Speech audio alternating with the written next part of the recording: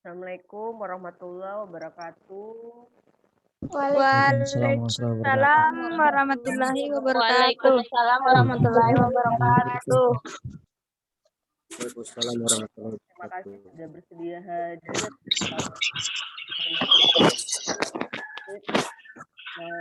Aktifkan video. Saya ini tahu kalian paling tidak duduklah. Oke.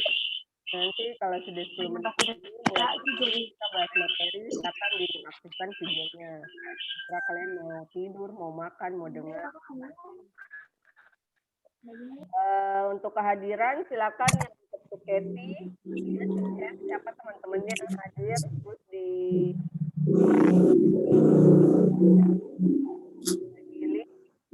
Ternyata di Google, di e-learning juga ternyata bisa kelihatan kalau misalnya kalian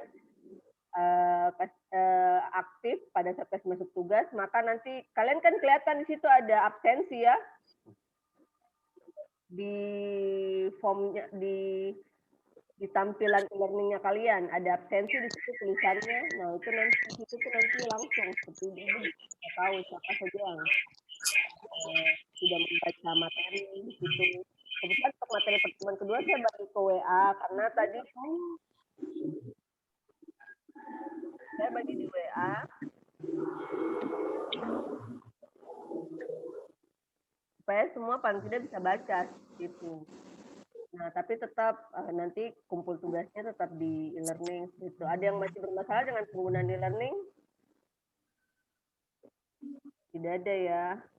Oke, kita mulai ini ada siapa nih? Ada salah ya betul. Ada Lawati, ada D0223, ada Nimsi Gandang ini kelas berapa? Kelas apa nih? D atau E?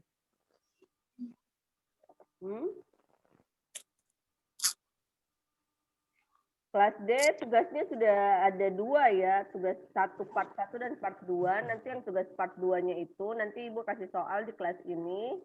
Soalnya itu tidak jauh dari yang ada di slide, yang tidak jauh dari ada materi, tidak jauh dari buku. Kalian saya sudah share buku di tolong suaranya dinonaktifkan ya.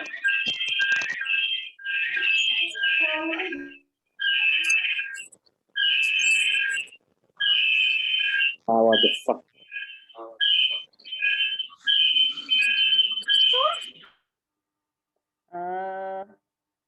Oke, jadi hari ini mungkin ada, sebenarnya saya tidak mau membahas tentang ini ya, tentang suara saya jelas tidak?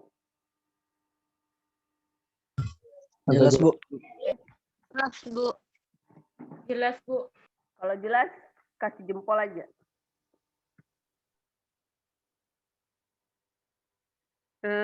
Kita mulai, kemarin saya sudah bagi materi ya, saya tidak tahu kalian, saya lihat situ sih rata-rata semua keaktifannya materi di-download, tapi saya tidak tahu apakah materi juga dibaca atau tidak, seperti itu.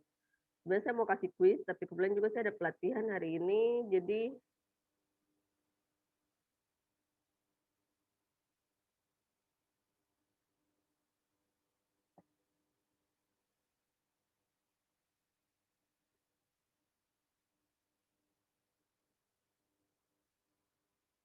oke, silakan dinonaktifkan videonya, bisa dinonaktifkan karena saya tahu tidak ada bantuan kuota ya. Ini sebenarnya mungkin nanti kita Zoom ini yang pertama, terus nanti ada 1 kali lagi, jadi cuma 2 kali Zoom seperti itu.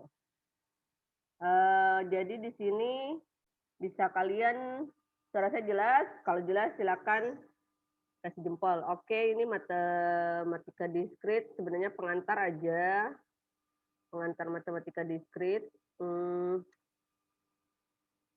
Kalau kalian mau email, kalau mau bertanya, sebenarnya saya kasih materi tuh kita diskusi ya di WA, padahal seperti itu. Kan kalau WA rata-rata kalian pasti punya ya, saya mau kita diskusi, maksudnya Bu, ini bagaimana Bu, kita diskusi tentang matematika diskrit seperti itu. Nah, kenapa kenapa seperti itu? Karena kan kita ada rasa ingin tahu ya, seperti itu. Terus walaupun ini merupakan matematika dasar, tapi kalian harus tahu seperti itu.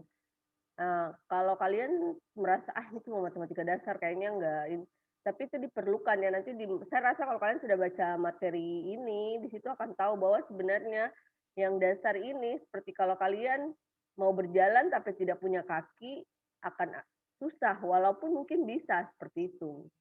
Nah, seperti itu. Nah, jadi kita mulai, nah matematika diskrit tuh dia mengkaji objek-objek diskrit. Seperti apa diskrit yang dimaksud dengan diskrit ya. Jadi dia terdiri dari elemen yang berbeda. Dia tidak bersambung atau unconnected, seperti itu. Nah, dia unconnected, terus contohnya misalnya himpunan bilangan bulat.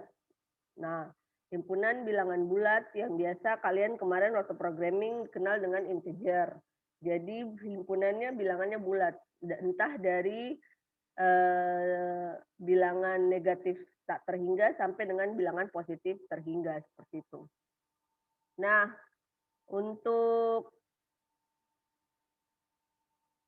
Nah, ini di lawan kata dari diskrit adalah continue atau menerus. Oke, contohnya bilangan real. Jadi bilangan real kalian tahu bahwa bilangan yang berbentuk desimal, seperti itu. Oke, next.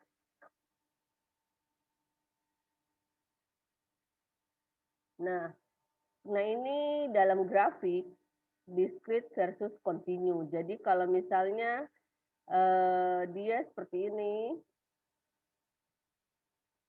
jadi kurva yang mulus ini himpunannya terus menerus. Jadi ini yang garis begini saat, nah ini dia dinamakan dengan himpunan menerus. Sedangkan yang dikasih titik-titik ini di kurva, dia merupakan diskrit karena tidak menyambung ya, seperti itu yang titik ini. Jadi ada berapa titik nih? 1, 2, 3, 4, 5, 6, 7, 8, 9. Jadi ada 9 titik. Terserah kalian maunya dari gambar ini kita tahu bahwa ada 9 titik yang merupakan himpunan diskrit dan ada juga himpunan menerus yang kita tidak tahu berapa nilainya yang ini, yang digaris. Nah, seperti itu. Oke, nah ini matematika diskrit, yaitu cabang matematika yang mengkaji objek-objek yang terpisah secara individual satu sama lain, seperti itu. Nah,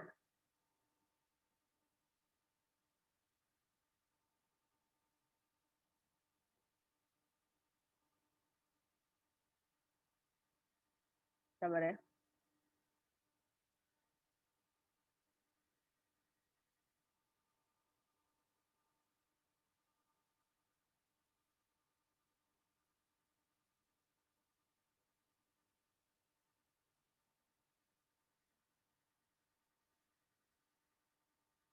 Nah, ini lawannya matematika diskrit yaitu continuous matematik atau matematika mulus. Nah, itu nanti cabang matematika dengan objek yang sangat mulus atau smooth termasuk di dalam. Jadi kalau kalian belajar kalkulus di dalamnya ada integral, ada turunan. Nah, itu disebut dengan matematika yang datanya itu dia continue, seperti itu. Nah, ini topik bahasannya, tapi mungkin tidak akan semua, ada sekitar 16 yang masuk topik bahasan matematika diskrit. Nah, nanti tidak semua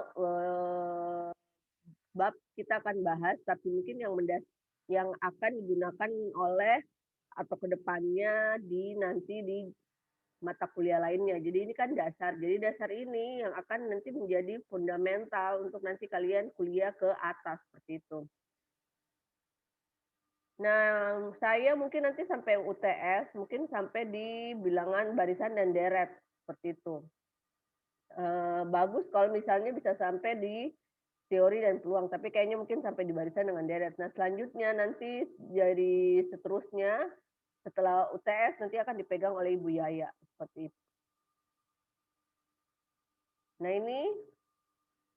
Nah, komputer digital bekerja secara diskrit. Informasi yang disimpan dan dimanipulasi oleh komputer adalah dalam bentuk diskrit. Nah, ini kalau kalian lihat, sebenarnya secara tidak langsung untuk menghasilkan gambar ini. Nah, ini kamera digital analognya tuh dia dalam bentuk diskrit, jadi dalam bentuk kumpulan-kumpulan. Cuma yang kita peroleh selama ini adalah sudah dalam bentuk jadi, seperti itu. Nah, itu yang saya bilang dasar ya, seperti itu. Nah, kenapa dibilang diskrit? Jadi dia akan ada titik-titik. Nah, ini titik-titiknya digambarkan dengan piksel dalam bentuk kotak, seperti itu. Nah, implementasi matematika diskrit, nah ini ada beberapa, misalnya kalau kalian bikin password, nah di sini implementasi dari matematika diskrit digunakan, seperti itu. Berapa banyak kemungkinan jumlah password yang dapat dibuat dari 8 karakter misalnya. Terus kalau kalian tahu di buku itu ada yang ISBN yang ada hitam-hitam, terus ada di bawahnya nomor, nah itu juga. Terus ada ISBN nomor bukunya juga. Nah, terus berapa banyak string biner panjangnya 8 bit yang mempunyai bit satu jumlah ganjil. Mengerti nggak? Jadi ada 8 bit. Jadi 8 bit itu satu bitnya tuh terdiri dari beberapa bilangan ya. Bilangan yang ganjil. Nah, salah satunya juga lintasan terpendek dari satu kota A ke kota B. Nanti di graf itu digunakan matematika diskrit. Basicnya dari fundamentalnya itu dasarnya dari matematika diskrit, seperti itu. Kalau kalian tahu juga pesawat, kalau kalian naik pesawat, nah itu pesawat dia basicnya perhitungannya dari menghitung lintasan terpendek, seperti itu. Nah, jadi kita harus tahu bagaimana itu menghitung lintasan terpendek. Nah, nanti kalian dapat di matematika buktikan bahwa perangko senilai N lebih besar sama dengan 8 rupiah dapat menggunakan hanya perangko 3 rupiah dan 5 rupiah saja. Mengerti nggak? Jadi 5 lebih besar sama dengan 8 ya. Bisa 5 tambah 3, bisa 6 tambah 3, bisa 7 tambah 3, yang penting N-nya lebih besar sama dengan 8. Seperti itu. Saya rasa kalian harusnya sudah baca ini. Nah, ini bagaimana rangkaian logika untuk membuat peragaan digital. Nah, seperti ini. Kalau kalian basicnya dulu SMK Elektro, saya rasa mungkin pernah menggunakan ini dipasang, saya tidak tahu apakah. Jadi ini seperti rangkaian digital.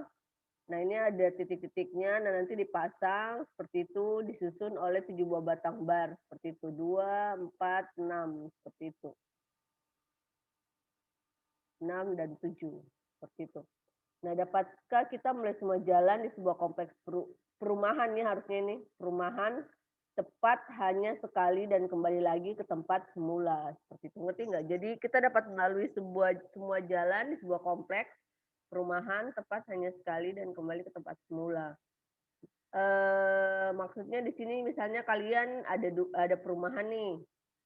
Nah, kita melalui kompleks tersebut hanya sekali, seperti itu. Tapi kan kita tahu bahwa banyak kalau untuk misalnya saya jalan dari kotak A, dari jalan dari titik A ke titik B, seperti itu.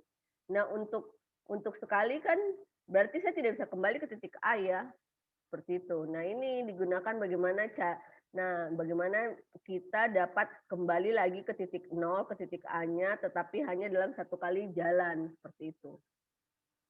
Nah, makanan yang murah tidak enak, makanan enak tidak murah. Apakah kedua pernyataan tersebut menyatakan hal yang sama? Coba kalian, makanan murah tidak enak dan makanan enak tidak murah. Seperti itu. Nah, itu nanti di matematika diskrit ya, tentang pernyataan. Why? Kenapa kita, alasannya apa sih? Alasannya kita harus mempelajari matematika diskrit. Nah, ini kalian berpikir matematis. Jadi untuk argumen matematik, mungkin untuk anak-anak yang basicnya IPS agak, tapi saya rasa juga kalian belajar tentang matematik di ekonomi, tapi di sini kalian mengerti argumen matematika, mampu membuat argumen matematika, jadi di sini argumennya, terus mengerti matematikanya, terus kalian pelajari fakta-fakta matematika dan cara menerapkannya. Nah, matematika diskrit memberikan landasan matematis untuk kuliah-kuliah yang ada di informatika. Ada algoritma struktur data, basis data, otomata, seperti itu, keamanan komputer, sistem operasi, teknik kompilasi. Nah, itu base of dari matematika diskrit ya. Algoritma. Nah, ini sekarang kalian pelajari pasti semua yang kalian ambil struktur data seperti itu. Nah, itu basicnya dari matematika discrete seperti itu. Nah, ini 5 pokok kuliah dalam matematika discrete, yaitu bagaimana jadi 5 pokoknya kita di sini membentuk argumen matematika dengan materi logika, terus analisis kombinatorial atau kombinatorial analisis, mampu menghitung atau mengenumerasi objek-objek. Terus di sini ada struktur discrete, mampu bekerja dengan struktur discrete yang termasuk misalnya graf, terus permutasi dan kombinasi seperti itu. Jadi pertama pokok kuliah di sini ada tujuannya. Jadi kalian ini kalau kuliah di ini kalian harus tahu matematika reasoning atau penilaian matematika. Kalian harus bisa menggunakan kombinatori real. Terus kalian harus mengerti struktur discrete. Mana sih yang disebut dengan struktur discrete? Yaitu himpunan, relasi, permutasi, graf, tree atau pohon seperti itu. Jadi kalau kalian sudah masuk misalnya graf, berarti kalian tahu strukturnya discrete. Discrete itu apa? Dia berbentuk titik atau dia maksudnya tidak ini ya, tidak bisa dia tidak. Oke. Sebentar aku sekolah. Kamu lagi berkas. Yang baru masuk tolong ini ya, tolong mute.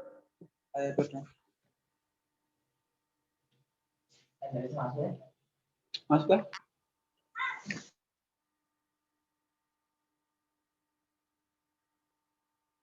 Oke.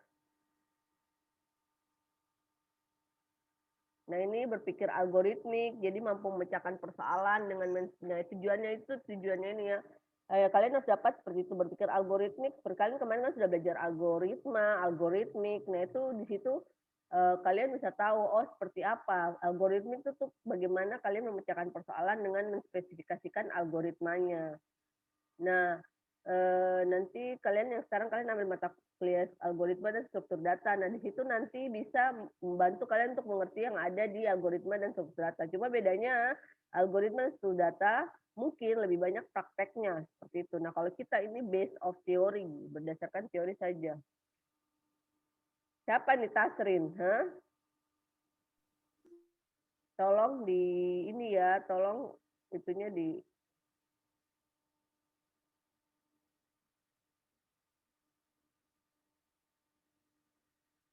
Nah, ini aplikasi dan pemodelan. Nah, kalau kalian nanti ngambil pemodelan dan analisis numerik, nah nanti kalian mampu mengaplikasikan matematika discrete pada bidang studi tersebut ya. Jadi untuk problem solving skill, jadi keahlian untuk menyelesaikan sebuah problem atau masalah seperti itu.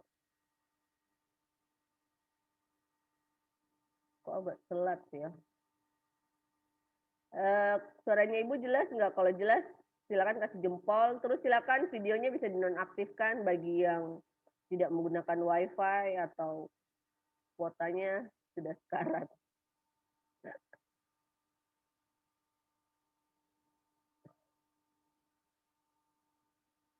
Nah, ini kemana lanjutan kuliah ini? Jadi kuliah ini memberikan dasar untuk tadi sudah dijelaskan bahwa ada probabilitas, ada jarkom, ada algoritma dan struktur data. Nah, seperti itu ya, silakan. Nah, jadi kenapa kalian harus belajar? Kalian ini cuma matematika. Ibu juga termasuk orang yang tidak terlalu suka teori. Jadi di sini mahasiswa, maksudnya di sini paling tidak kalian tahu lah, oh iya kalian nanti akan belajar ini karena agak susah ya. Misalnya kita mau programming, bikin sebuah fungsi, tapi kalian tidak tahu fungsi kuadrat itu seperti apa sih bentuknya seperti itu. X pangkat 2 kah, X pangkat 3 kah, X pangkat sampai tak terhingga seperti itu. Nah, sehingga kalian tidak mendapat kesulitan dalam memahami kuliah-kuliah yang selanjutnya seperti itu. Oke. Ada yang mau ditanyakan? Silakan raise hand-nya.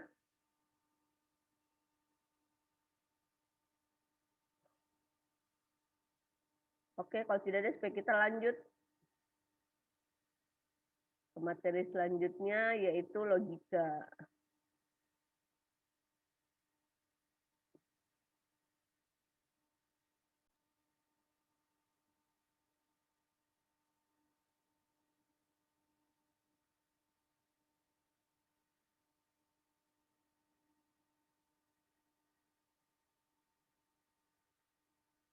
Oke, ini logika atau logik.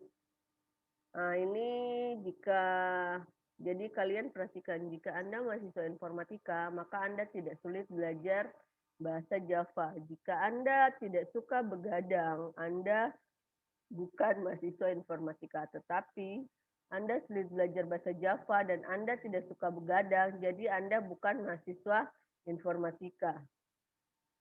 Nah, pertanyaannya, apa kesimpulan dari argumen di atas itu valid? Nah, ini kesimpulannya ini ya. Jadi, Anda bukan mahasiswa, Anda sulit belajar bahasa Java, dan Anda tidak suka begadang, jadi Anda bukan, nah ini yang kalian perhatikan. Nah, kira-kira bagaimana logikanya?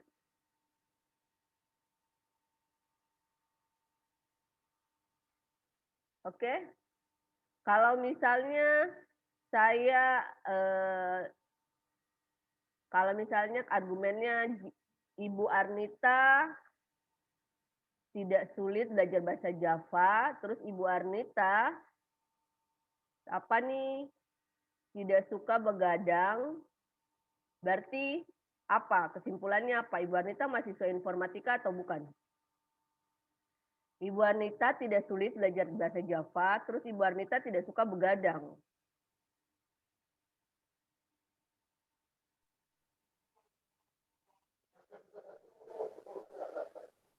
Bukan mahasiswa, Bu.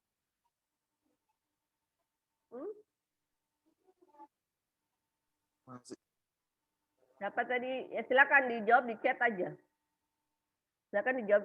Misalnya kalau statementnya, argumennya saya bikin begini. Ibu Arnita tidak suka belajar, Ibu Arnita suka belajar bahasa Java dan Ibu Arnita tidak suka begadang. Kira-kira Ibu Arnita mahasiswa informatika atau bukan? Mahasiswa informatika, Bu. Mahasiswa informatika. Silakan ditulis saja di chat. Oke? Next, kita lanjut. Kira-kira Ibu Anita mahasiswa informatika kah tidak? Tapi kalau argumennya diganti kalau suka bahasa Java dan tidak suka begadang. Ibu Arnita suka belajar bahasa Java atau Ibu Arnita mudah belajar bahasa Java dan Ibu Arnita tidak suka begadang.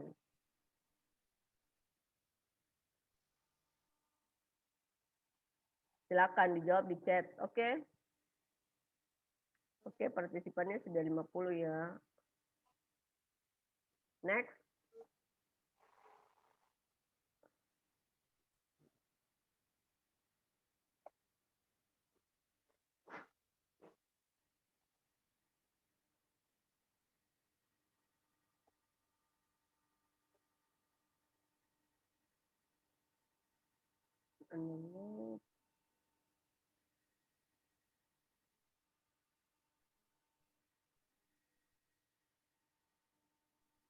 Mana tadi ya? Saya baru cari laser dulu. Lasernya mana nih?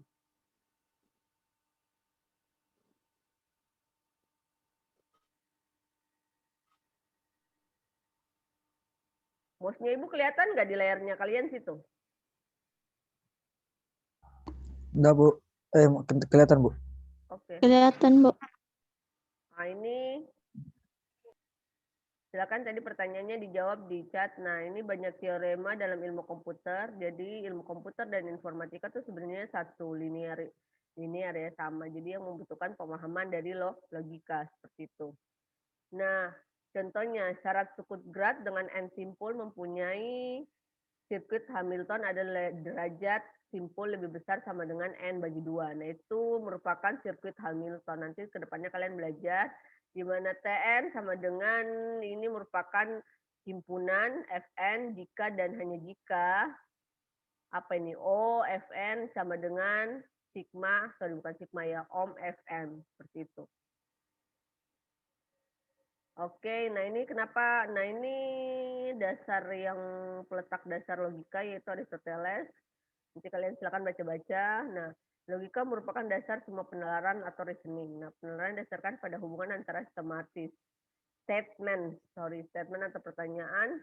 Nah, pernyataan, penalaran didasarkan pada hubungan. Jadi tadi pernyataannya Ibu Arnita begini. Ibu Arnita mudah belajar Java dan Ibu Arnita tidak suka begadang. Jadi di sini ada dua pernyataan ya. Pertama, Ibu Arnita mudah belajar bahasa Java dan Ibu Arnita tidak suka begadang. Itu statementnya. Nah, sehingga karena kita sudah punya data awal, yaitu data kalau yang suka Java, terus yang mudah belajar Java, sama yang tidak suka begadang, itu merupakan anak sudah ada data sebelumnya. Dan kira-kira kesimpulannya apa? Nah, itu yang nanti logika dari statement-statement tersebut. Nah, nanti akan menghasilkan sebuah kesimpulan atau conclusion. Nah, untuk menarik sebuah kesimpulan, kalian membutuhkan sebuah penalaran atau reasoning seperti itu. Nah, pasti dalam pernyataan tersebut ada yang bernilai benar dan ada yang bernilai salah, seperti itu. Yaitu disebut dengan proposisi. Nah ini, gajah lebih besar daripada tikus. Apakah ini sebuah pernyataan? Oke, silakan dijawab di chat pernyataan atau bukan sebelum saya ini. Sudah? Sudah ada yang jawab? Coba saya lihat dulu.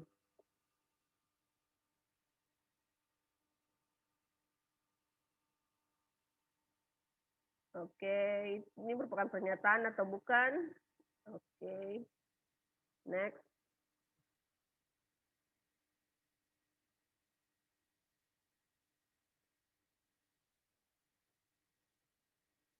Oke, coba. Pernyataan. Oke.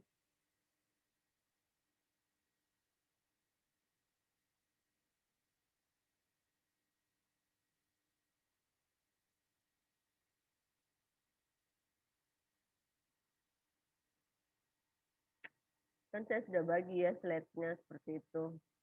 Jadi kalian bisa baca.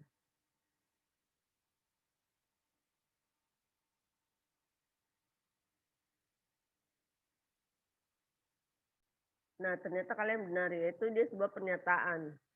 Kalau proposisi, ya dia juga sebuah proposisi. Nah, tinggal nilai kebenarannya. Dia benar atau tidak. Ternyata nilai dari proposisinya, kita tahu proposisi itu apa? Proposisi merupakan pernyataan yang ada nilainya. Yes. Makanya nilai proposisinya bernilai benar. Kita tahu kan kalau gajah lebih besar daripada tikus. Kecuali tikusnya makan gajah. Nah, sorry ini tadi ini. Nah, ini logika. Jadi kalian yang ngambil algoritma dan pemrograman harus tahu seperti ini. Jika F mod 2 sama dengan 0, kemudian X sama dengan X tambah 1. Ini kalau nggak salah di mana X tambah 1. Di sini maksudnya gini loh. X di mana X tersebut nanti misalnya gini, ini X satunya berarti X yang ke 0 berarti 0 tambah 1. Berarti X yang ke 0 1. Terus nanti selanjutnya sampai dengan berhenti di X minus 1. Seperti itu. Oke. Ini. Nah ini 520 lebih kecil daripada 111. Atau 520 lebih kecil daripada 111. Tapi ini 520 lebih kecil daripada 111. Jadi apakah ini sebuah pernyataan? Ya. Nilai kebenarannya kenapa salah? Karena kita tahu ya, kita sudah tahu ini saja sudah 100, ini 500. Sehingga nanti harusnya yang benar adalah 520 lebih besar daripada 111. Seperti itu. Nah ini Y lebih besar 5. Apakah ini sebuah pernyataan? Ya. Apakah ini nilai sebuah proposisi? Tidak. Kenapa tidak? Ada yang tahu? Nah ini sudah ada ya. Nilai kebenaran dari pernyataan tersebut bergantung pada Y. Kita tidak tahu nilainya benar atau tidak. Karena kita tahu proposisi adalah di mana pernyataan tersebut kita harus tahu kebenarannya berapa. True or false. Nah, sedangkan Y ini kita nggak tahu. Y tersebut mau diisi dengan apa. Kita tidak bisa membandingkan antara Y dengan 5. Dia pernyataan. Memang benar bisa Y lebih besar sampai dengan 5. Tinggal kita mau memasukkan berapa kalau nilainya bernilai true atau nilainya bernilai false. Seperti itu. Ini kalau mau bikin jadiin 1 gimana sih? Udah. Oke. Assalamualaikum. Lanjut. Nah, ini. Terus habis itu kita lanjut ke, sudah ini permainannya udah. Nah, tolong untuk tidak tidur selama kuliah. Apakah ini sebuah pernyataan? Tidak. Kita ingat ya, kenapa tidak melakukan pernyataan? Karena pernyataan tersebut harus ada kalau menyatakan suatu nilai seperti itu. Nah, kalau tolong untuk tidur selama kuliah itu merupakan apa? Kalimat perintah. Maksudnya tidak ada nilainya. Tolong, maksudnya kita tidak tahu tidur salah. Tolong untuk tidak tidur selama kuliah. Kecuali Anda tidak boleh tidur selama kuliah. Nah, nanti kalau misalnya ada pernyataan jika tidur, kalau Anda tidur maka nilai kalian akan error seperti itu. Nah, nanti ada pernyataan berikutnya lagi, Ani tidak tidur selama kuliah, otomatis maka nilainya tidak error. Nah, seperti itu ya. Ada pernyataan-pernyataan berikut. Nah, ini adalah sebuah apa? Tadi saya bilang apa? Permintaan atau kalimat apa? Perintah. Nah, ini proposisi tidak. Kalian tahu proposisi adalah nilai yang bernilai benar atau salah seperti itu. Oke, ini lanjut lagi. Kita next. Nah, ini semua pernyataan di bawah ini adalah proposisi. Kenapa proposisi? Karena nilainya karena bernilai true atau false. 13 ada bilangan ganjil, kira-kira true atau false? Silakan ketik silakan kalian A sampai H, silakan diketik di kolom chat. Dalam waktu 10 detik ya, saya hitung. 1001, 1002, 1003. Jadi kalian tinggal tulis A itu true, B itu false, C itu oke? 4, 5, kira-kira siapa nih? 6, Bu, kecepatan kalau 10 detik, Bu. 7, 8, 9, tet habis. Oke, coba saya lihat. Apa itu, Bu? Ini yang bisa jawab 3. Fajri. Apa itu? Udah aku tahu, Bu. Udah jelasin. Kan materinya saya sudah bagi deh. Itu tandanya kalian belum belajar. Pernyataan yang bernilai proposisi. Jadi pernyataan yang ada di true atau false. Tadi saya suruh kalian untuk tulis di kolom chat. Nah, dia yang A kira-kira true atau false, yang B juga true atau false sampai H seperti itu. Dalam waktu 10 detik.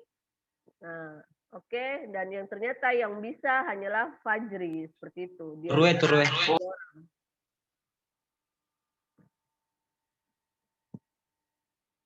Oke, next. Tidak usah dijawab lagi ya. Sudah habis waktunya. Makanya kalian harus apa? Jaringan. Bisakah kalian menyalakan selain jaringan? Saya sudah nge-share link Zoom tuh dari jam 8 ya. Maksudnya saya berharap paling tidak kalian cari jaringan yang bagus seperti itu. Ngetiknya juga agak susah, Bu. Ya bagaimana caranya lah, itu namanya kalian belajar. Apalagi alasannya ngetik susah, kenapa ngetik susah? Orang kalian tinggal ketik aja cepat. Ini Bu Ais, HP-ku hang nih. Next, lanjut, tidak ada alasan, oke?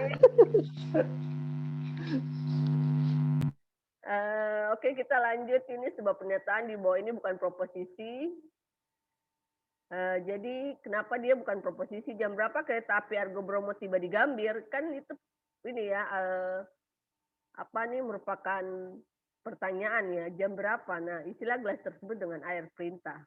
X tambah 3 sama dengan 8. Nah, jadi X, ini kok kalimat berita ya. Jadi sorry ya, jadi X tambah 3 di sini artinya proposisi terdiri dari, kalau kita tahu kan dia bernilai benar atau tidak, seperti itu. X tambah 3 sama dengan 8. Kita kan tahu bahwa X tambah 3 8 sama dengan 8 kita tidak tahu karena X tuh berbeda ini ya, berbeda tipe ya. Maksudnya X kecuali di sini 5 tambah 3 sama dengan 8 oke lah seperti itu. Tapi kalau misalnya X tambah 3 bisa aja kan, bisa aja di sini bisa aja di sini berapa?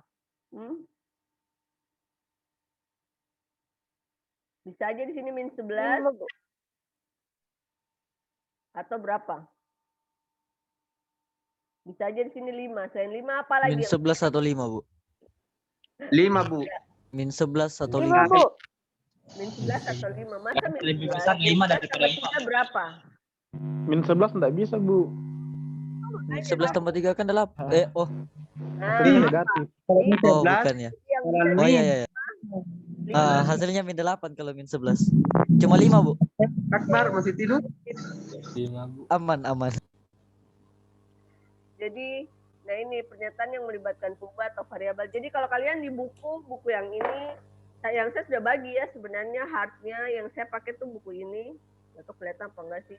Matematika diskritnya di Rinaldi Munir itu semua sudah ada ya di situ sebenarnya. Kalian bisa baca-baca di situ. Nah, jadi di sini kalian sebenarnya saya tidak terlalu bahas tentang logika karena nanti tuh logika juga ada materi tersendiri. Ini cuma dasar-dasar saja ya. Jadi seperti itu. Ini proposisi yang dilambangkan dengan huruf kecil P, Q, dan R. Jadi proposisi misalnya P itu namanya bukan bisa tergantung lambangnya apa. Saya rasa kalian sudah pelajari. Misalnya 13 ada bilangan ganjil, berarti P-nya bernilai true atau false. Silakan dijawab di chat. Terus Ki Soekarno adalah alumnus UGM. Nah, itu kalian searching lah apakah betul Soekarno itu adalah alumnus UGM atau alumnus Unsulbar. Kan nggak mungkin alumnus. Mana ini, Bu? Kalimat proposisi karena belum tidak berarti tahu jawabannya. Kalau mau bertanya nanti aja ya kalau ada waktu bertanya ya. Karena pertama karena jaringannya kalian juga kurang bagus. Terus kalau mau bertanya juga bisa di kolom chat aja.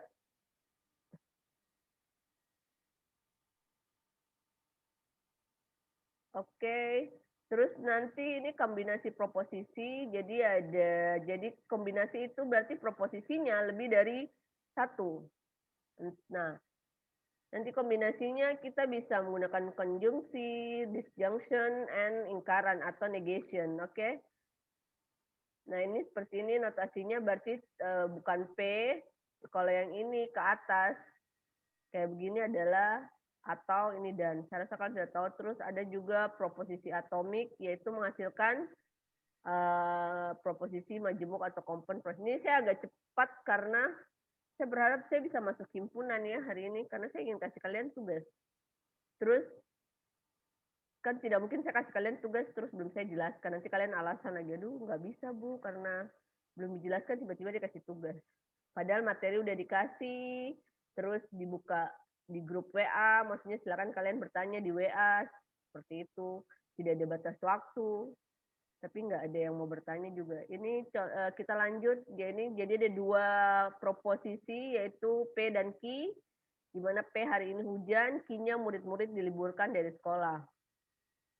Jadi kalau kita pakai proposisi ini berarti kita menggabungkannya dengan dan. Terus kalau kita pakai tanda ini berarti kita menggabungkannya dengan atau. Nah, hari ini hujan dan murid-murid diliburkan dari sekolah. Hari ini hujan atau murid-murid diliburkan. Ini nilainya ini ya. Terus negasinya, negation atau ingkaran, berarti harus ada kata negatifnya. Ingat saya seperti itu. Kalau begini berarti dia bersifat negatif. Tidak benar hari ini hujan atau hari ini tidak hujan. Seperti itu. Nah ini contoh-contohnya, silakan dilihat. Nah ini tabel kebenaran. Ingat saja, di sini yang harus kalian ingat adalah selalu, pokoknya ada false sedikit, ada negatif sedikit, selalu nilainya bernilai false untuk yang dan. Oke? Kalau dia mau bernilai true, berarti dia harus true dua-dua. Seperti itu. Nah, kebalikan kalau atau. Nah, kalau atau dia ada true satu saja, berarti dia sudah bernilai true. Oke? Ingat ya, seperti itu. Jadi kalau dan itu tabel kebenarannya. Tabel kebenarannya harus tidak, kalau misalnya dia ada false saja berarti nilainya semua false. Tapi kalau atau dia ada true satu aja berarti nilainya true, seperti itu. Itu bedanya dan atau. Kan atau berarti kan pilihan seperti itu. Masa orang mau memilih yang salah, orang pasti akan memilih yang benar. Makanya atau selalu bernilai true. Nah, itu untuk skim kalau kalian ingin mengingat seperti itu. Nah, untuk negasinya ya kalian tahulah lawannya true pasti false seperti itu. Jadi bagaimana yang awalnya bernilai positif jadi negatif. Dikasih bilangan kalimatnya diubah menjadi sebuah kalimat yang negatif atau istilahnya apa ya? Kalau dalam bahasa Indonesia ibu lupa. Pokoknya biasa ada kata tidak, ada lawannya, ada kata bukan, seperti itu. Nah ini kita tahu bahwa 17 adalah bilangan prima, benar. Terus bilangan prima selalu ganjil, salah. Karena apa? Kita tahu bahwa nilai 2 juga masuk bilangan prima dengan bilangan genap. Sehingga P dan Q 17 adalah, jadi kalau kita lihat yang satu benar, satu salah, kalau kita pakai operator, misalnya yang dan, maka akan nilainya bernilai salah ya. False. Salah. Salah, Bu. False. Next. False ya, bacanya false, bukan false. Kalian kira False. Bang.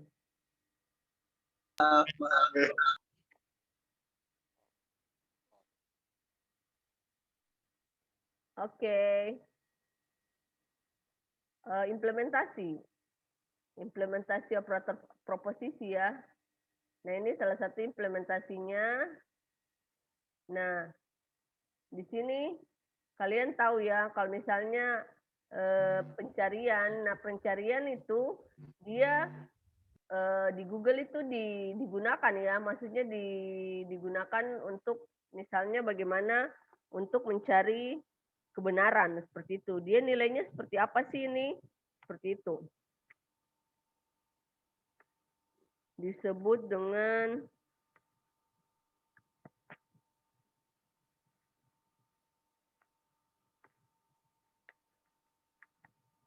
ini di sini dikatakan bahwa di sini Google menggunakan operasi proposisi untuk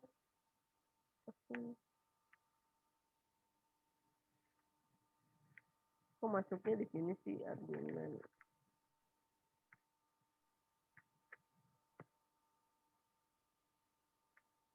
Nah ini.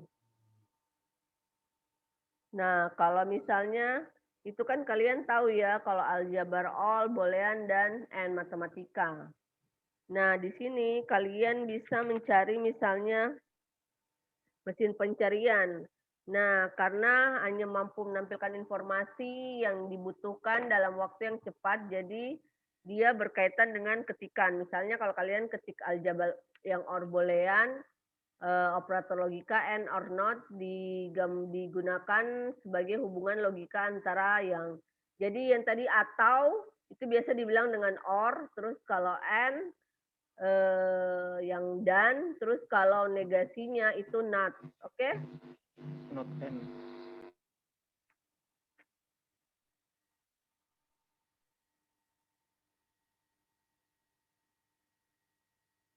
Jadi seperti itu. Jadi kalau kalian cari di Google, nah nanti mesin pencariannya tuh yang dia kenal tuh adalah and, or, atau XOR. Ini aljabar boolean. Oke.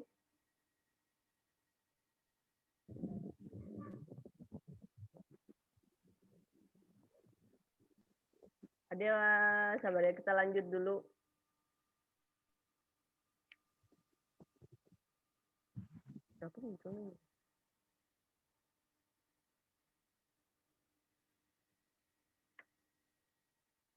Nah, ini bentuk tabel kebenaran dari proposisi. Nah, ini kalau misalnya dia sudah menggunakan and dan or-nya, jadi ini or, jadi ini merupakan XOR-nya. Nah, misalnya pernyataannya P dan Q bernilai true, terus ada R-nya lagi true. Kita tahu kan kalau misalnya menggunakan and atau dan berarti nilainya true. Terus berarti Q-nya awalnya apa? True. Berarti kalau dinegasikan atau di XOR, nah itu kan bernilai false ya kan tadi lawannya. Terus kalau dibikin negasi ini ingat saja kalau misalnya ini F dengan R, true dengan F. Kita kan tahu kalau menggunakan operasi N itu kalau memang nilainya dia kalau ada false satu saja pasti nilainya false. Berarti antara R dengan F apa? T dan F nilainya false. Nah, untuk P dan Q, kita tahu P dan Q true sama false. Kalau atau misalnya or, berarti dia nilainya true. Karena pilihan selalu, kalau biarpun dia ada pilihan false-nya, orang akan memilih yang true. Seperti itu ingatannya seperti itu. Oke? Jadi logikanya seperti itu ya. Tabel kebenaran. Oke, silakan sebelum lanjut. Ada yang mau ditanyakan? Kalian saya mau minum dulu.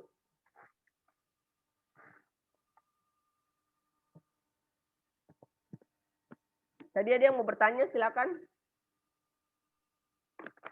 Tunggu dulu, Bu. Lobet HP-ku. Oke.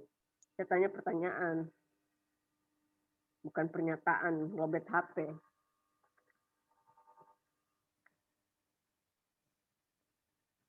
Oke.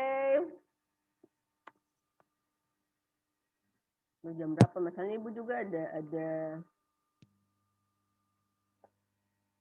tes.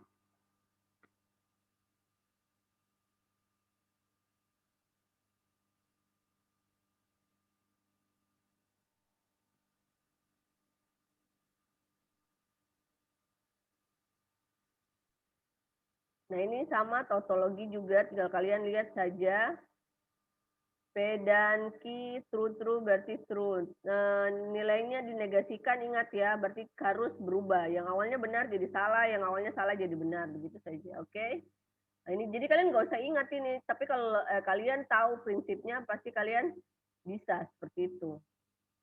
Jika kalian P true, misalnya ini F dengan P-nya bernilai false, yang ketiga, terus Q-nya bernilai true, makanya P dan Q, kita tahu kan kalau N atau dan, biasanya kalau di itunya N, or, XOR, nah itu biasanya kita tahu N, apapun yang terjadi, kalau ada di level false, pasti dia false.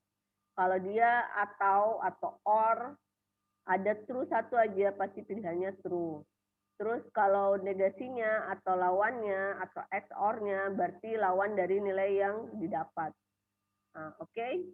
Nah, tinggal dilihat berarti negasi antara ini dengan ini adalah kalau dipakai dan berarti karena ini T dengan F ini. T ini dengan F. Nah, berarti karena dia pakai ini, lihat ini tandanya. Berarti nilainya false. Oke. Karena dia dan itu kan kalau ada false saja selalu bernilai false. Ini dasar banget ya, di SMA juga saya nggak tahu sih ya, soalnya diajarin. Nah, ini untuk proposisi dua majemuk, ini hukum De Morgan, saya tidak terlalu ini. Terus ini juga hukum logika.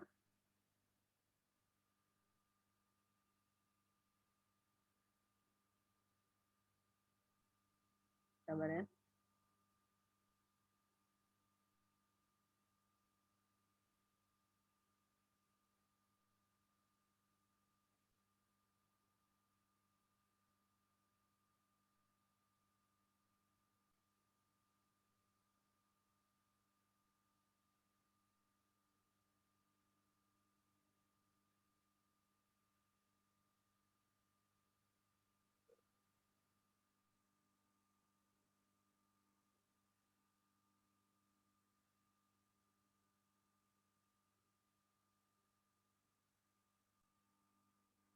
Oke nih.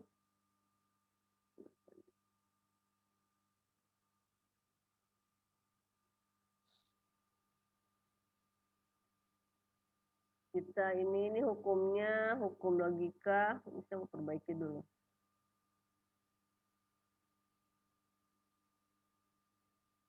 Oke, ini hukum logikanya. Ada hukum identitas, negasi, involution, hukum null. Nah, itu pengetahuan saja buat kalian, tidak terlalu ini di programming.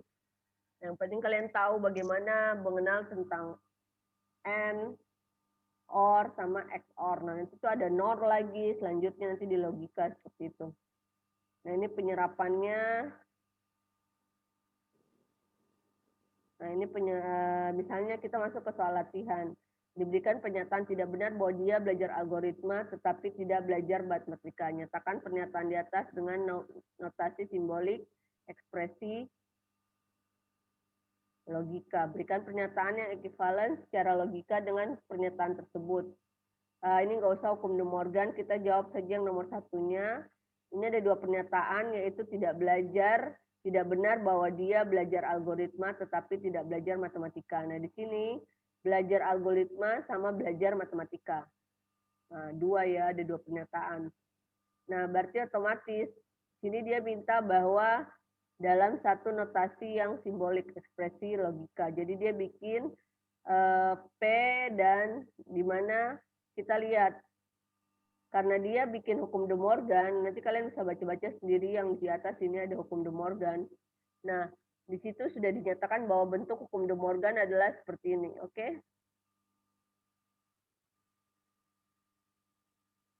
Dia tidak belajar algoritma atau belajar matematika.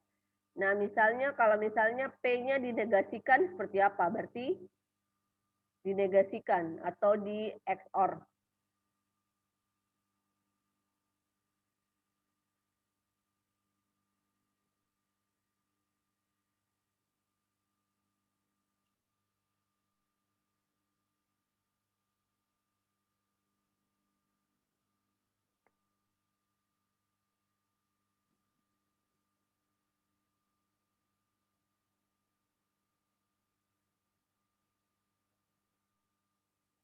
Oke, silakan dijawab di chat.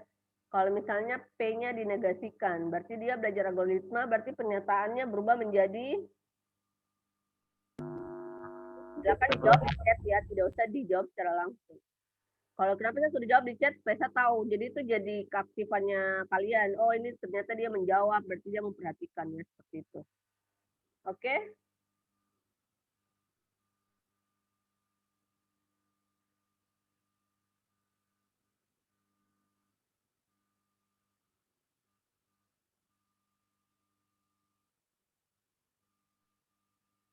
Oke, saya lihat dulu. Dia tidak belajar matematika. Oke, P dia tidak belajar. Ingat ya, yang benar itu kayak si siapa nih? Harusnya tadi jangan ini ya, jangan pakai tri. Tulisnya seperti itu ya. Jangan tidak belajar. Negasi itu ada simbolnya ya, negasi atau XOR itu ada simbolnya dengan ini yang tadi yang disebutkan oleh yang dijawab oleh Tri ya. Nah, ini juga Lutfi, negasinya gimana? Salah tulisannya Andriani ya, P itu kalau berarti P itu kan tetap ya dia belajar matematika. Negasi P, oke, kayak Isabella. Oh, Muhammad Iksan. Mana negasinya Ki? Muhammad Iksan sama Isabella. Oke.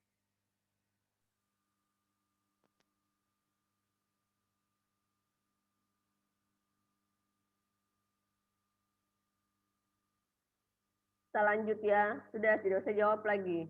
Terakhir Tasrin nih. Tidak usah dijawab.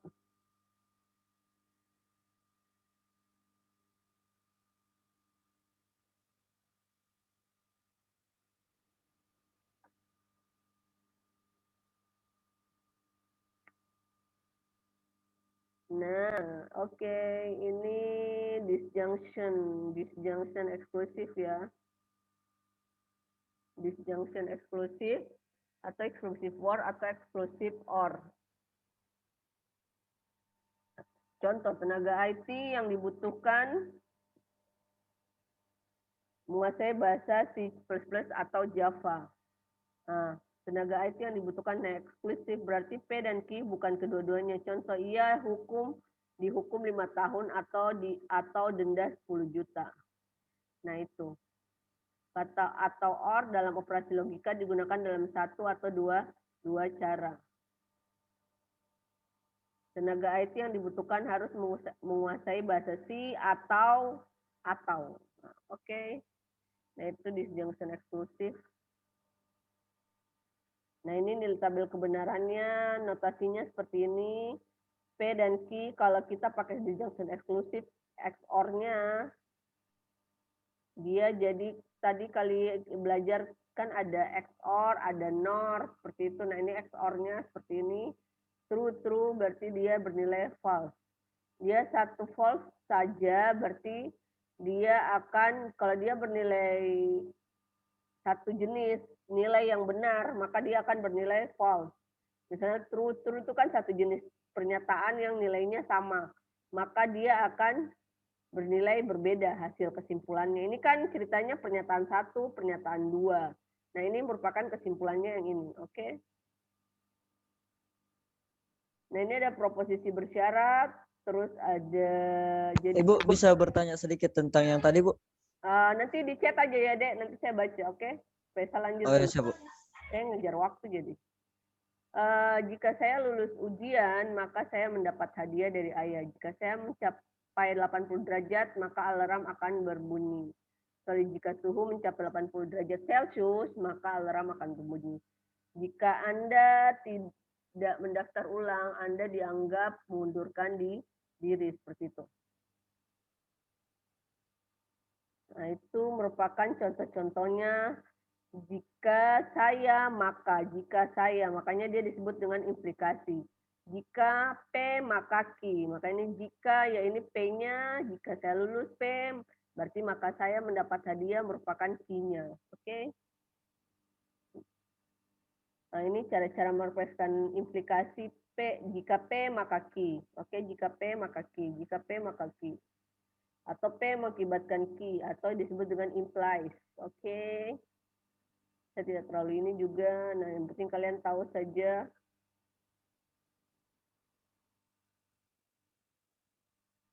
Nah, ini contoh. Nyatakan preposisi berikut ke dalam notasi implikasi. Hanya jika Anda berusia 17 tahun, maka Anda dapat memperoleh SIM. Syarat cukup Anda dapat memperoleh SIM adalah berusia 17 tahun. Seperti itu banyak ya, Anda tidak dapat memperoleh SIM. Nah, ini dia bentuk dalam sebuah negasi atau ingkaran. Anda tidak dapat memperoleh SIM, Anda belum berusia 17 tahun. Seperti itu. Jika Anda tidak memperoleh SIM, maka Anda tidak berusia 17. Ini semua sama ya sebenarnya preposisinya ya, dengan menggunakan notasi implikasi. Seperti itu. Nah, ini penyelesaiannya untuk yang A, pernyataan yang ekivalen Anda dapat memperoleh SIM hanya jika Anda berusia 17 tahun. Berarti P, jika P maka Q. Berarti bisa dibaca P hanya jika Q. Oke? Jadi P-nya memperoleh SIM jika dia berusia 17 tahun. Misalnya kalau dia berusia 16,5, apakah dia bisa mendapatkan SIM? Nah, itu tidak bisa ya, karena di sini nilainya 17 tahun. Seperti itu. Simboliknya, tinggal kalian ganti Y jika hanya X ya, seperti itu.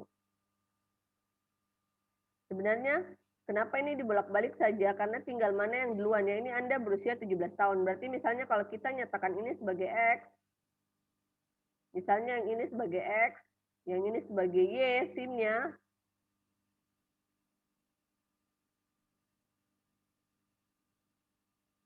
warna merah boleh. Nah, jika ini kalian nyatakan dia sebagai X, makanya di sini nanti X, apa di sini bacanya? Jika X maka Y, seperti itu. Saya lebih senang sebut seperti jika X maka Y. Karena di sini kan jika dia berusia 17 tahun, nah 17 tahunnya duluan ya, jika X maka Y.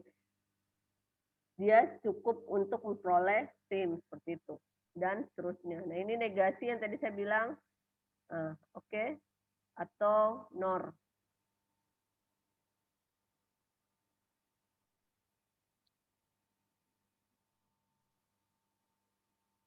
Yes.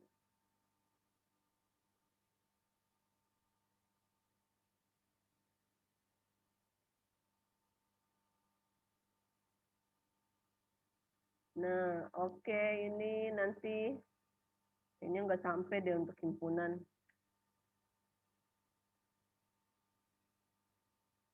Nah, ini nanti kalian silakan dipelajari contoh-contoh aja. Nah, ini dalam bahasa pemrogramannya kemarin kalian sudah mempelajari, yaitu jika menggunakan if then. Itu apa di situ? Merupakan struktur apa? Kondisi. Oke. Jadi kalau kalian kemarin kan tuh ada pilihan. Nah, biasanya tuh menggunakan if, terus juga kalian mempelajari berapa struktur ya, seperti itu. Bisa gunakan apa? Ada juga while, seperti itu ya. Nah, ini yang digunakan dalam pemrograman. Jadi ekspresi logika yang menyatakan syarat atau kondisi, terus satu atau lebih pernyataan. Jadi sini dieksekusi jika C-nya benar. Nah, tidak dieksekusi jika C-nya salah, seperti itu. Jadi bernilai true maka akan ada outputnya. Kalau salah tergantung, salah biasanya tidak akan mengeluarkan output. Implikasinya digunakan dalam logika ya, seperti itu. Jadi seperti ini. Nah, itu salah satu dasar dari matematika diskrit, yaitu yang kemarin. Maksudnya di programming itu untuk apa? Nah, interpreter atau compiler juga memerlukan nilai kebenaran. Jadi interpreter hanya memeriksa kalau misalnya kondisinya C, berarti program jalan. Kalau tidak, berarti nanti kalian ada error-error, seperti itu. Nah, itu kalau implikasi dalam interpreter atau programming. Ini contoh, silakan kalian ini. Nah, ini ada.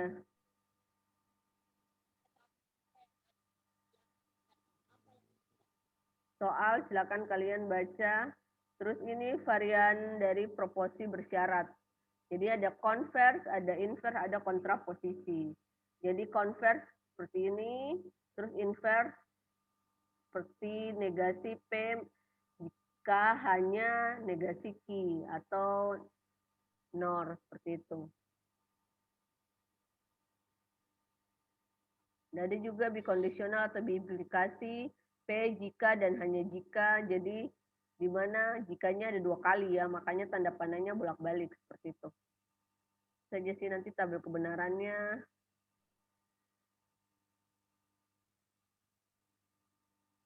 Oke, tadi siapa yang mau bertanya nih? Tadi ada yang mau bertanya, mana? Pertanyaannya nggak ada di kolom chat. Tadi siapa ada yang mau bertanya?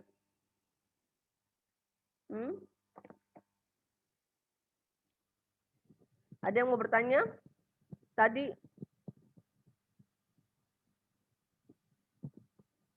ada yang mau bertanya tuh.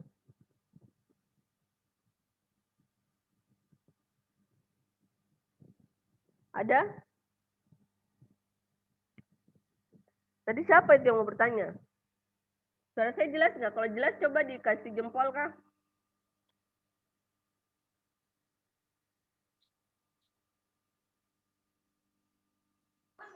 Saya Bu, yang di tabel kebenaran. Oke, tabel kebenaran slide berapa deh? Yang keberapa? Slide ke berapa tadi itu ya? 35 mungkin Bu. Yang disjungsi eksklusif XOR. Yang notasi apalah itu yang tadi yang bundar ada plus dalamnya Bu. Kenapa? Iya, apa yang mau ditanyakan? Kan yang di atas kalau true Bu, hasilnya false. Terus yang paling akhir itu kalau false kenapa hasilnya false? Kan nilai memang tabel kebenarannya seperti itu, tabel logika disjungsi eksklusif atau XOR. Jadi kalau kan ada pernyataan nih nilainya bernilai sama, maka dia akan false. Itu saja intinya. Kan sama-sama true dan sama-sama false kan? Oh, kukira tadi Bu kalau hasilnya sama semua nanti kalau pernyataannya sama anunya sama, hasilnya nanti kebalikannya. Iya kan? Tapi kalau false kenapa hasilnya juga false Bu?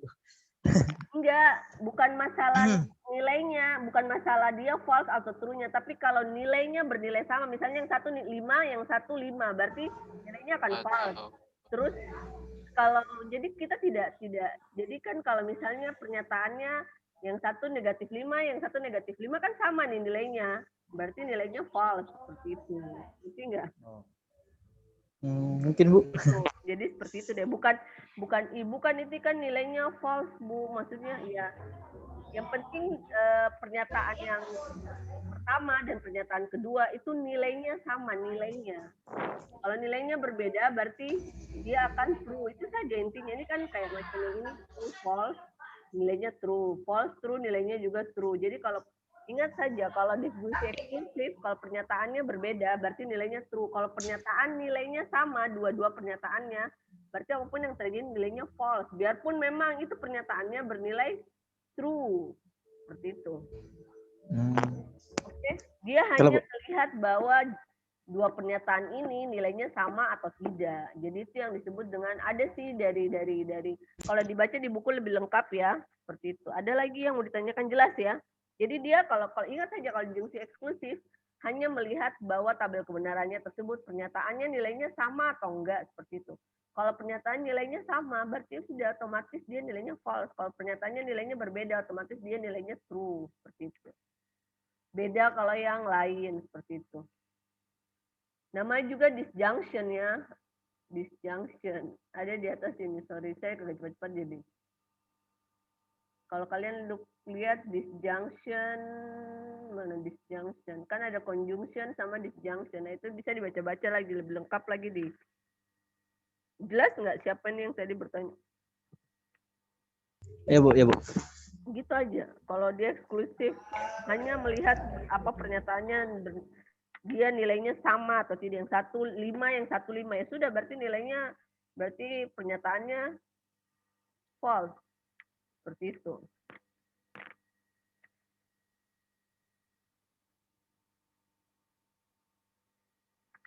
Oke, ada lagi? Nggak ada ya. Jadi ini sorry saya agak cepat karena saya ngejar waktu seperti biasa. Saya juga ada TOT training jadi cuma kan saya kasih kalian tugas, paling tidak saya sudah berusaha untuk menjelaskan dari kalian aja. Kalau nanti kita diskusi silakan kita sebenarnya buka forum di e-learning, tapi saya juga mungkin bakalan jarang lihat e-learning. Mungkin kalau WA masih bisa sering lihat WA ya, tapi kalau e-learning juga pada saat mau koreksi kalian punya soal, pada saat mau mengoreksi kalian punya tugas, terus pada saat mau upload materi itu baru saya buka-buka e-learning. Nah itu saya juga jarang seperti itu. Jadi silakan kita komunikasi di WA, kecuali nanti saya buka forum chat. Biasanya saya buka-buka seperti itu karena ingin melihat keaktifan seperti itu. Nah kayak tadi ada yang makanya saya bilang pertanyaannya taruh di kolom chat. Nah di situ bisa jadi backup saya untuk tahu oh siapa nih yang aktif, siapa nih yang ini seperti itu. Oke. Kalau mau bertanya silakan taruh di kolom chat, nanti kita bahas. Mungkin intinya cari dua angka yang berulang. Oke, apa nih Tasrin? Oke lah, oke. Sebenarnya saya tuh pingin kita di sini tuh kayak kalian yang bertanya ke saya seperti kayak tadi siapa nih dia yang bertanya oke kita bahas kenapa Bu, nah, iya kita bahas kenapa bisa begitu karena aturannya disjunction seperti itu, tapi saya tidak mungkin menjelaskan kalian tentang teorema matematika ya. Teorema matematika itu dari teoremanya seperti itu, aturan seperti itu. Aturan kenapa ya sudah aturan misalnya begini, kenapa kalau mau dapat S1 harus kuliah dulu sarjana, harus kuliah dulu baru mendapatkan gelar sarjana. Bisa nggak dapat gelar sarjana tanpa kuliah? Tidak bisa ya. Terus kenapa ada yang sarjana 3 tahun, 4 tahun? Nah itu lagi itu tidak masuk pernyataan ya. Tapi kalau mau sarjana harus kuliah dulu seperti itu.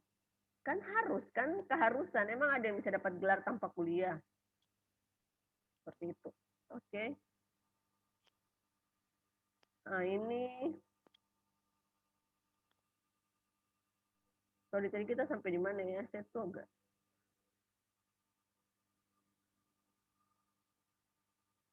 saya lupa bilang nggak suka bertanya langsung karena saya agak suka lupa tadi tuh ngomong apa terakhir.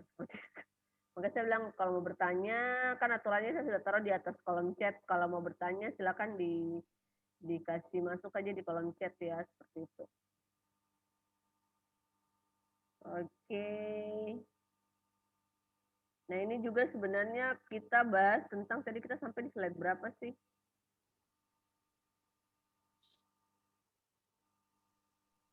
Varian proposisi bersyarat, Bu. Oke, diimplikasi ya. Kita sampai di ini. Oke, varian proposisi bersyarat nanti jadi ada konvers, ada invers sama kontraposisi. Jadi ini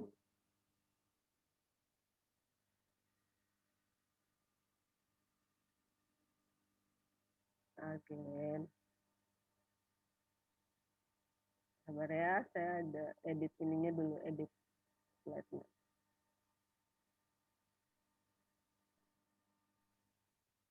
Oke.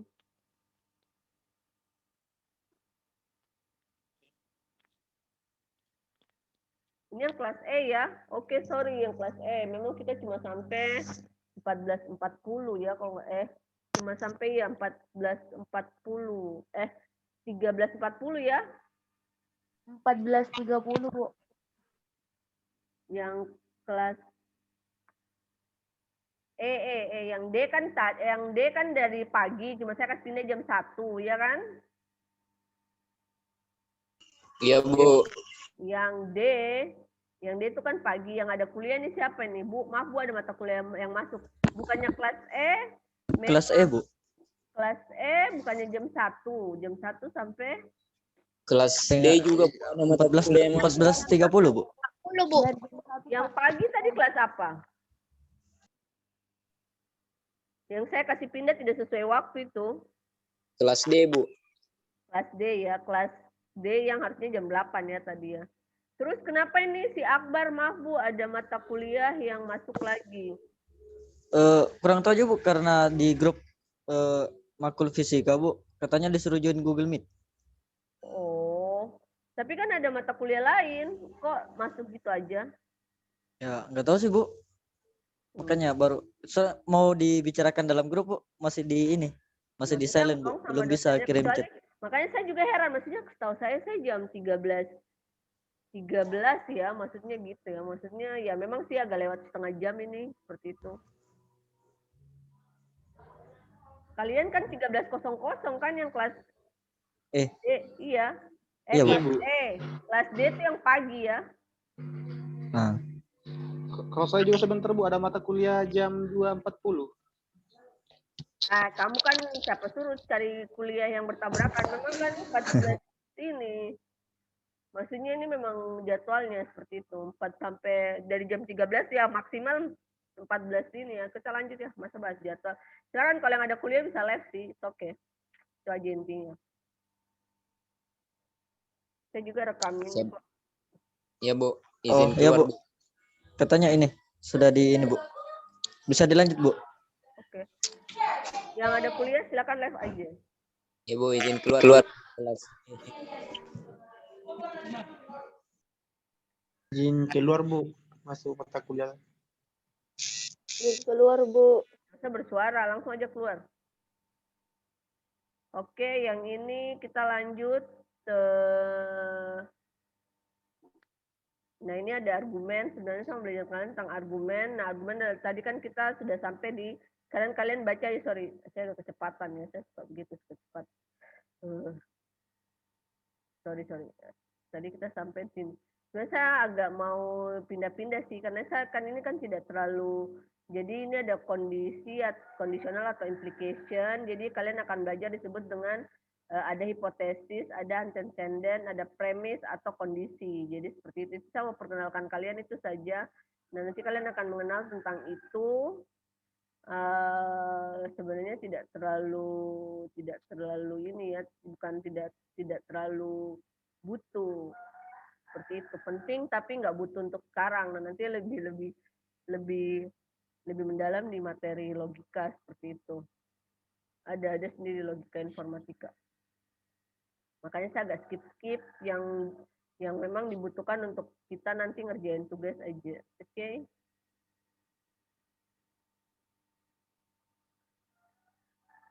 Ini sudah lengkap ya, sudah ada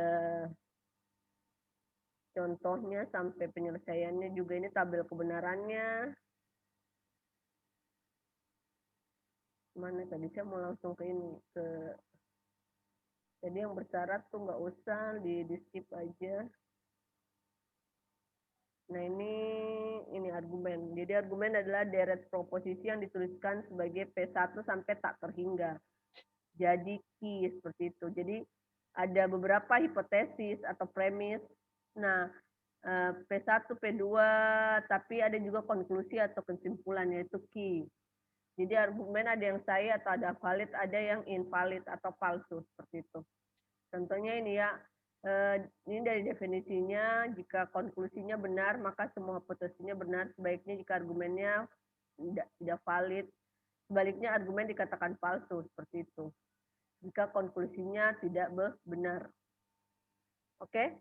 Maksudnya kalau nilainya benar, berarti hasilnya, kesimpulannya juga pasti benar. Tapi kalau sebaliknya, kalau argumennya tidak valid, maka nanti kesimpulannya juga tidak valid. Seperti itu. Nah, jika argumennya sahih, maka kadang-kadang kita mengatakan bahwa secara logika konklusinya, hipotesisnya, atau sama dengan implikasinya. Seperti itu. Nah, ini sama dengan key-nya. Nah, ini kan ada beberapa argumen atau hipotesis. Nah, dia adalah benar atau jadi argumen palsu menunjukkan proses penalaran yang tidak benar. Tapi ini kita lihat bahwa dia bernilai yang benar. Oke, contohnya mana ya? Langsung contoh, perhatikan. Jika air laut surut setelah gempa di laut, maka tsunami datang. Air laut surut setelah gempa di laut, karena itu tsunami datang. Nah, ini kalau dijadiin sebuah pernyataan, ini kan ada argumen nih. Kalau kita mau lihat ininya, berarti kita tahu ada, kita bikin dalam sebuah pernyataan argumen tersebut. Jadi air laut surut setelah gempa di laut. Terus ada key-nya tsunami datang. Seperti itu. Nah, P jika hanya air laut surut setelah gempa, maka implikasinya maka tsunami datang. Jika air laut surut setelah gempa di laut, maka implikasinya tsunami datang. Seperti itu. Nah, kalau dibikin dalam sebuah nilai, kita mau lihat argumen, karena kan dalam bentuk argumen. Cuma kalau kita mau lihat nilainya sahih atau nilainya bernilai di sini dikatakan valid atau invalid, kita harus dalam bentuk argumen tersebut dalam sebuah pernyataan. Kita bikin dalam sebuah pernyataan yang bisa kita bikin dari pernyataan, dua pernyataan atau lebih. Jadi kita bikin, setelah kita bikin dibagi dua seperti ini argumennya, kita bikin dalam implikasinya. Implikasi ditandai dengan tanda panah ini. Jika P, jika air laut surut setelah gempa, maka Q seperti itu. Sehingga nanti P dan nanti nanti jadinya nilainya seperti ini. Makanya ada titik 3, kesimpulannya adalah Q. Jadi Q. Oke. Sekarang kita bentuk dalam tabel kebenaran seperti itu. True ya, benar, baris 1. True dan false, baris 2, baris 3, baris 4. Lihat nih. Oke. Mana lagi? 1, 2, ini nih. 1, 2, air surut setelah gempa di laut, 3, dan 4. Ngerti nggak sih kalian? Ini loh. 1, 2-nya ini, 3-nya ini, 4-nya ini. Sampai sini kalau belum mengerti silakan di chat aja.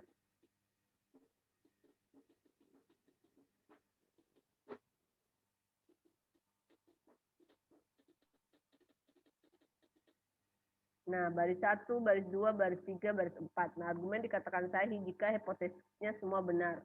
Nah, di sini kita lihat true dan true. Kenapa ini F-nya salah dan bernilai F? Karena dia ini ya, dia di tabel kebenaran. P jika Q, kalau misalnya salah satu nilainya F. True duluan, terus baru F. Kalau F duluan, ini implikasi ya, ada di slide sebelumnya, tabel kebenaran implikasi, itu sudah ada di situ ya. Nah, ini Periksa apabila hipotesis P dan jika P maka Q benar, maka konklusinya Q juga benar. Sehingga argumen dikatakan benar. Periksa tabel P dan jika P maka Q benar secara bersama-sama pada baris 1. Pada baris 1 ini Q juga benar. Jadi argumen di atas adalah sahih seperti itu.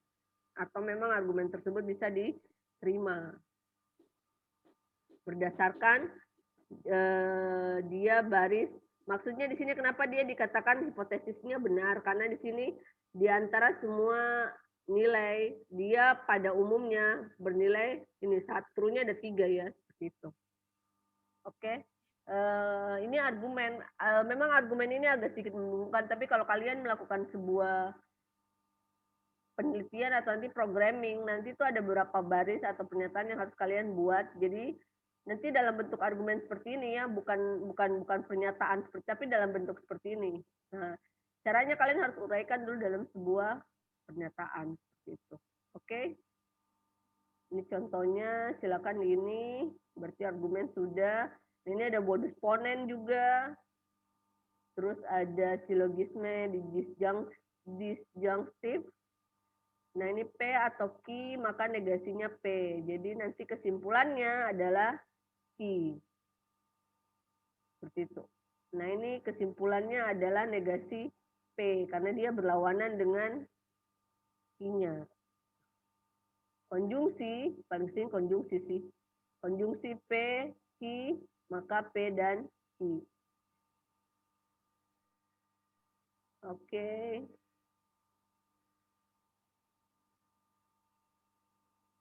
Silakan nanti ini adalah aksioma dan teorema lemma. Kalau tidak terlalu ini juga sih, ini kan hanya teori matematisnya aja ya. Saya cari yang nanti memang kalian mau gunakan ke depannya seperti itu. Ini teoremanya. Memang ini juga digunakan tapi tidak terlalu dibutuhkan, penting tapi tidak terlalu dibutuhkan untuk sekarang. Nah, itu jadi benteng kehidupan yang terkuat adalah kebenaran. Jadi di logika itu kita belajar sebuah nilai kebenaran. Karena kalau programming kita tidak sesuai dengan ini, maka misalnya tadi jika tapi nilainya tidak benar, maka dia tidak akan jalan. Makanya benteng kehidupan yang terkuat adalah kebenaran. Ada kaitan.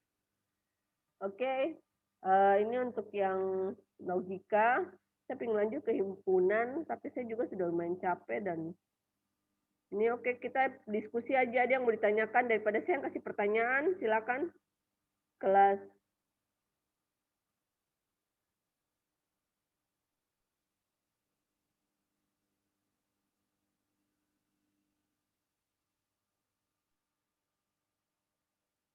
Oke, kelas E ada yang mau ditanyakan? Kalian kelas E kemarin tidak ada tugas ya? Belum ada tugas ya? Baru tugas 1. Bukunya semua sudah ada. Nah, itu di buku di situ kalian lihat di latihan buku yang saya bagi PDF ada di learning. Kalau tidak salah saya baginya di learning.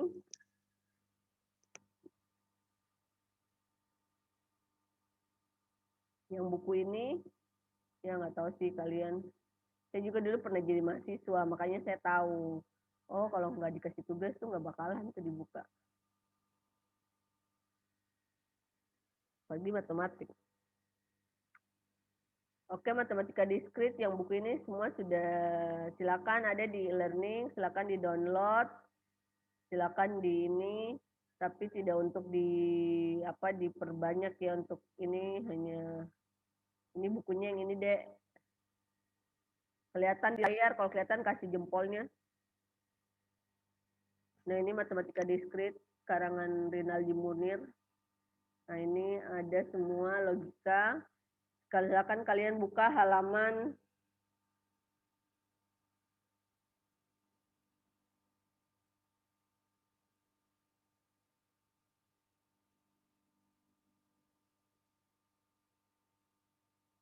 logika. Di sini kalian ada di situ ada 47 ya, 47 ini. Silakan kalian lihat halaman 42 soal latihan.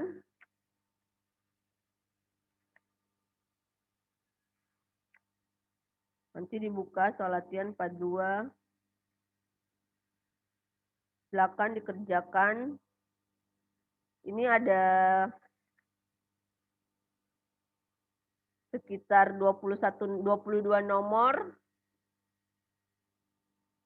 Kalian silakan kerjakan 3 nomor ganjil, 3 nomor genap seperti itu.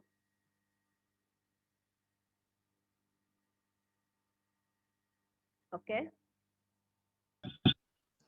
Bisa diulangi, Bu? Nanti saya tulis di chat ya, Dek.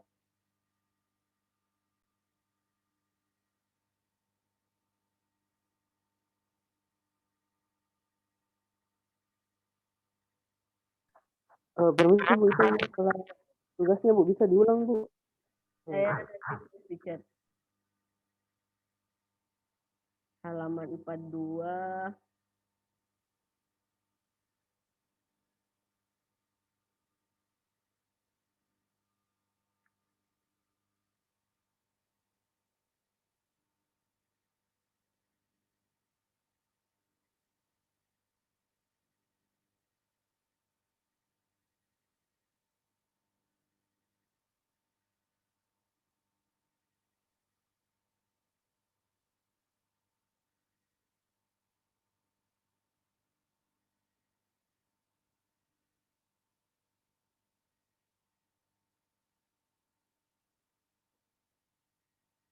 Kalian satu kelas berapa orang?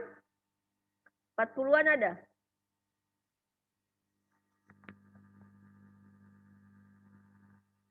Keti mana Keti? Keti ada nggak di Zoom? Saya Bu, kitinya Informatika Aceh. Satu kelas maksimal berapa? Ada hampir 40 nggak? Kemarin ada 40 Bu.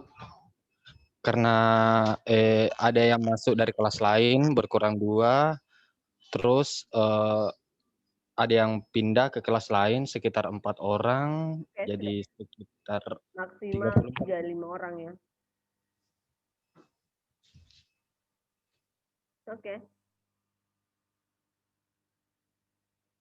Oh, sorry. Ini ya, jadi silakan di chat, silakan kerjakan. Ada yang mau ditanyakan? Latihan 42 sampai 6 dengan kombinasi 3 nomor ganjil dan 3 nomor genap. Setiap siswa maksimal 5 orang. Nomor kombinasi yang sama.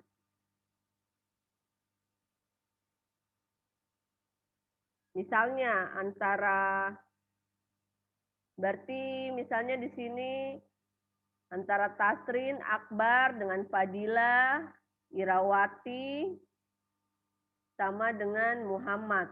Kalian bisa misalnya ambil nomor 1 sampai nomor 7. Itu kan 3 nomor ganjil, 3 nomor genap, ya kan tidak?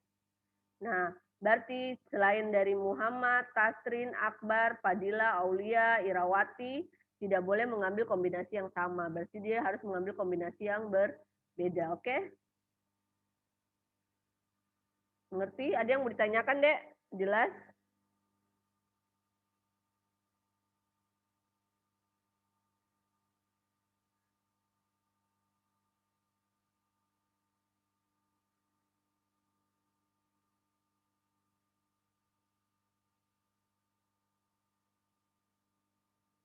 Ada yang mau bertanya supaya kita akhiri kuliah hari ini. Saya juga mau istirahat.